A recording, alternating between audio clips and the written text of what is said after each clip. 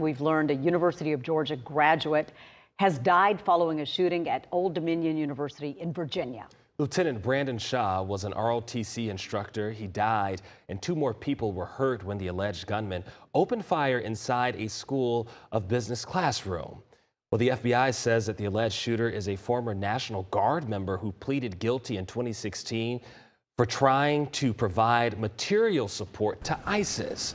The FBI says that shooter died after a group of ROTC students stepped in and subdued him. The shooting is being investigated as an act of terrorism.